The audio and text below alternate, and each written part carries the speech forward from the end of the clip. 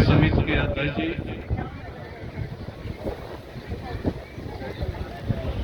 संरक्षक नगीना विश्वकर्मा जी, प्रबंधक देवेंद्र विश्वकर्मा जी, मंदिर कमेटी के सभी सम्मानित पदाधिकारीगण विपिन विश्वकर्मा जी, सोनू जी, देवेंद्र जी और जितने पदाधिकारी साथ में आए, हरेंद्र विश्वकर्मा जी, श्री दिनेश विश्वकर्मा जी, अखिल भारतीय विश्वकर्मा शिल्पकार महासभा के मऊ के अध्यक्ष हमारे कपूर चंद शर्मा जी और प्रदेश सचिव आदरणीय हरेंद्र विश्वकर्मा जी, संरक्षक रामू विश्वकर्मा जी, यहाँ पर उपस्थित है विभिन्न मंदिर कमेटियों और विभिन्न संगठनों के सम्मानित अध्यक्षगण, उनके सम्मानित पदाधिकारीगण और यहाँ पर उपस्थित सभी विश्वकर्मा समाज के सम्मानित भाइयों। हमें खुशी है कि विश्वकर्मा मंदिर पूजा आयोजन समिति ने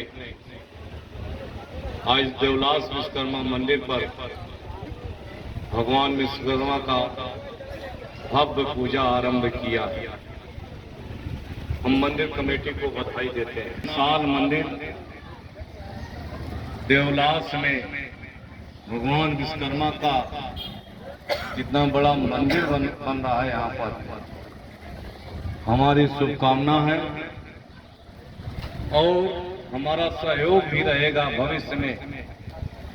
ये मंदिर सुंदर और बहुत विशाल मंदिर बने ताकि उत्तर प्रदेश ही नहीं पूरे देश में इस मंदिर का एक बड़ा नाम हो और विश्वकर्मा समाज के आस्था और श्रद्धा का एक हमें बताया गया इस मंदिर में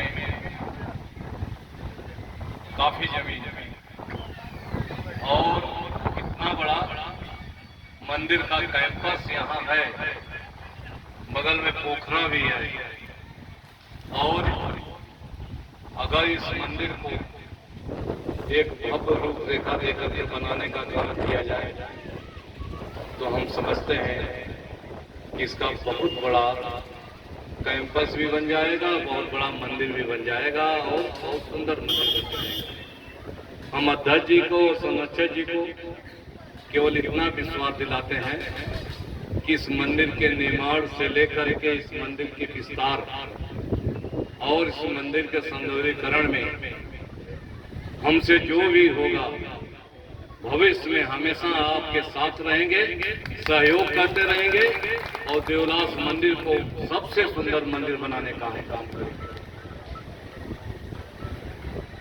भगवान विश्वकर्मा हमारे आदि देवता है और भगवान विश्वकर्मा से ही हमारी पहचान है।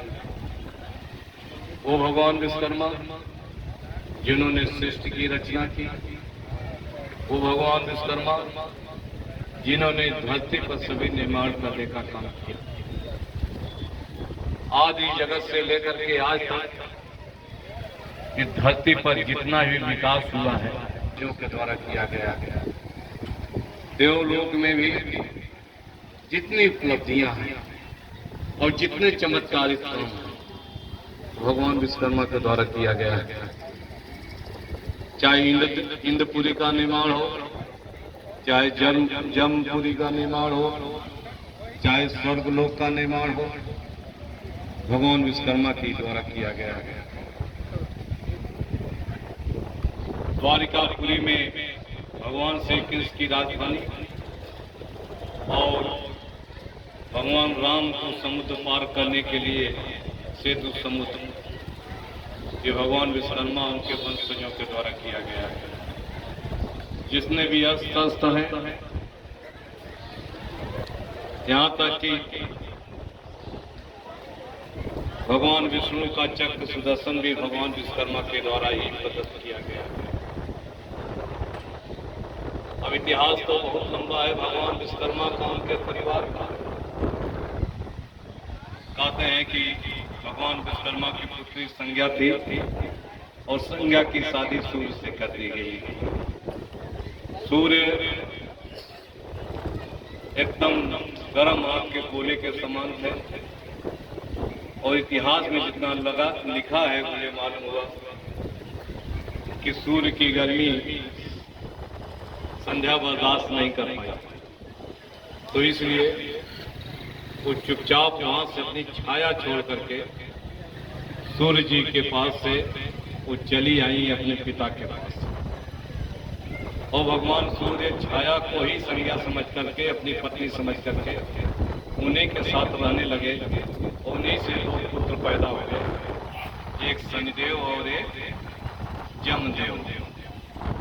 तो ये भगवान विश्वकर्मा के ये सब जो है वंशज है। और ये भी कहा गया कि संध्या ने जब शिकायत की अपने पिता से कि बहुत गर्मी है, तो उन्होंने उनका जो दहकता हुआ गोला था उसको अपने खराद पर खरादने का काम किया। उससे कुछ गर्मी कम हुई और जो खराद का अवशेष बचा था उससे उन्होंने चक्र सुदर्शन बनाने का काम किया, जो भगवान विष्णु को देने का काम किया गया।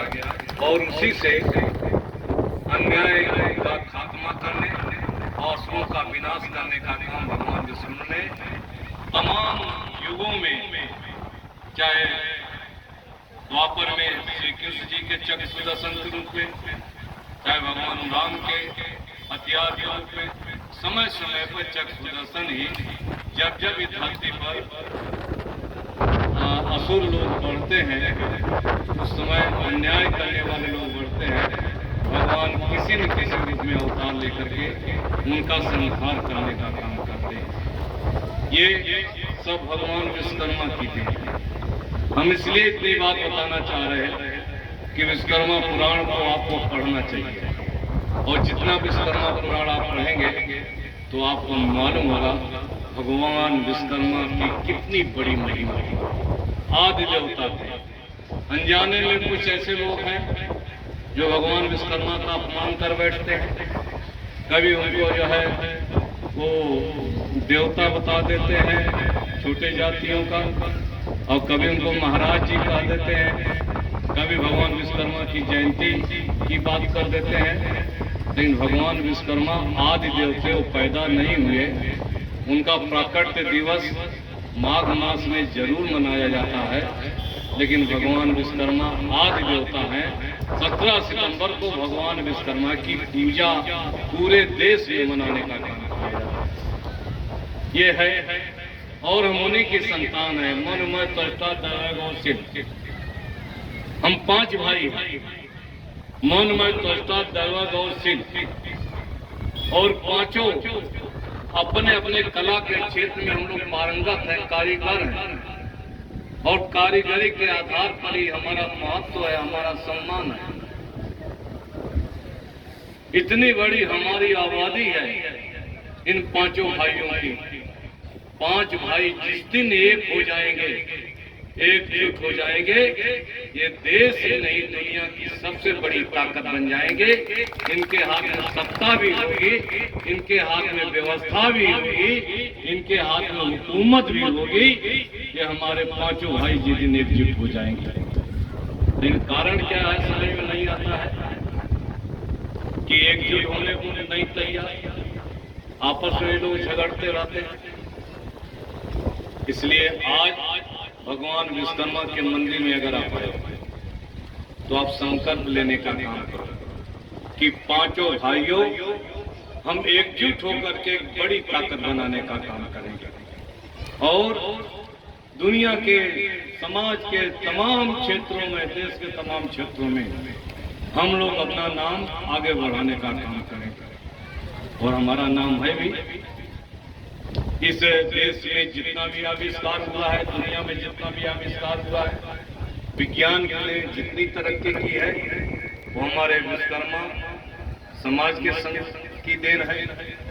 हवाई जहाज बनाने का काम किया है, और तो और आपके जितने भी टेलीफोन से लेकर के, मैक मिलन नाम का व्यक्ति साइकिल बनाने से लेकर के, रेलवे का इंजन से लेकर के जितना भी आविष्कार किए गए हैं। ये विश्वकर्मा समाज के वंशजों की देन है, जिससे इस देश और दुनिया की तरक्की हुई है। ये हमारे विश्वकर्मा वंशजों की, विश्वकर्मा समाज की देन है।